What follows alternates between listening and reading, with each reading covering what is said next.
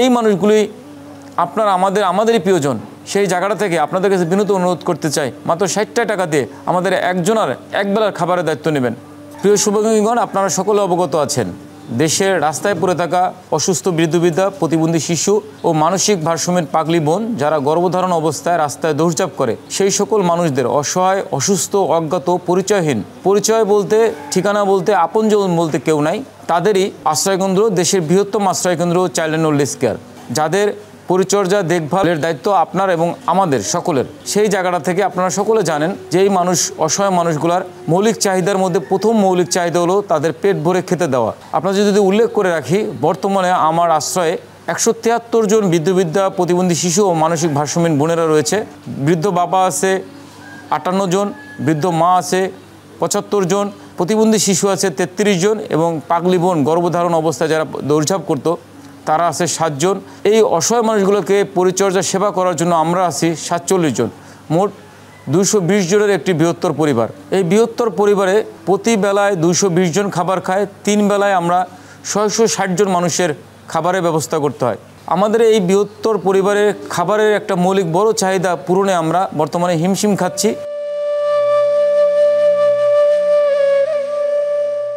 একজন পাগলি বোন যে উলঙ্গ অবস্থায় ময়লার ডাস্টবিনে বসেছিল, রাস্তায় দৌড়ঝাঁপ করতো, যে বোনকে দেখে আমরা সবাই চোখ ফিরিয়ে নিছি, যে বোনকে দেখে আমরা অবহেলা করে তার দিকে আগে আসি নাই। একজন বৃদ্ধ মা বা একজন বৃদ্ধ বাবা যে রাস্তায় ধুকে ধুকে শরীরে বিভিন্ন পচন ও পোকরা আক্রান্ত হয়ে রাস্তায় ধুকে ধুকে মৃত্যু যন্ত্রণা পাচ্ছিল, সেই মানুষগুলোর জন্য আপনাদের সকলের কাছে হাত পেতে করজোরে অনুরোধ করতে চাই, আপনারা এই অসহায় মানুষের জন্য 60 টাকা দান করবেন।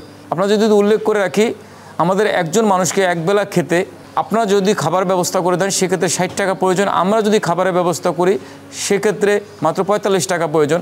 এমনটা হওয়ার কারণ হলো, আপনারা যখন কোনো মানুষকে খাবারের ব্যবস্থা করে দিবেন তখন পাঙ্গাস মাছ, সিলভার কাপ মাছ বা তেলাপিয়া মাছের মাধ্যমে আমরা খাবারটা দেই, এবং আমরা যখন খাওয়াই তখন সবজি, ডাল ভাত, ভর্তা ভাত খাওয়াই বা একটা সামান্য ডিম দিয়ে খাওয়াই। সেক্ষেত্রে আমাদের খরচটা একটু কম হয়। যখন আমরা সবজি, ডাল ভাত খাই, একজন বৃদ্ধ বাবা, একজন বৃদ্ধ মা, একজন পাগলি বোন বা একজন শিশুর সামনে যখন আমরা আমাদের আশ্রয়ের পক্ষ থেকে খাবার দেই তখন খরচটা দাঁড়ায় 45 টাকা। আপনি যখন খাবারের ব্যবস্থা করে দেবেন মাত্র 60 টাকা কেন চাইছি, যদি একটু মাছ ভাত দেওয়া যায়, একটু ভালো খাবারের আয়োজন করা যায়, সেক্ষেত্রেই তারা খাবারটা খেতে চায়। একই সাথে তাদের শারীরিক অসুস্থতার কারণে তাদের শরীরে অনেক চাহিদা থাকে, ভিটামিনের চাহিদা থাকে, মিনারেলের চাহিদা থাকে। খাবার ঠিকমতো না দিলে তারা সুস্থ হতে পারে না বা সুস্থ হতে দেরি হয় বা বার্ধক্যজনিত বিভিন্ন রোগে তাদের চেপে ধরে।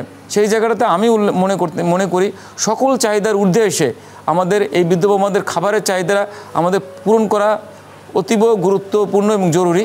সেই জন্যই আপনাদের কাছে বিনীতভাবে অনুরোধ করতে চাই, আজকে আমাদের খাবার নাই, অন্য আনুষঙ্গিক অনেক জিনিসপত্র নাই, টয়লেট্রিক সামগ্রী নাই, কাপড় চোপড় নাই, আমাদের দাপন কাপড়ের কাপড় নাই, সব মিলিয়ে আমাদের বৃহৎ পরিসরে একটা সংকট মোকাবেলা করতে হচ্ছে। যে সংকটে আপনারা একমাত্র ভরসা, আপনারাই একমাত্র সহযোগিতাকারী, আপনারা একমাত্র সাপোর্টকারী।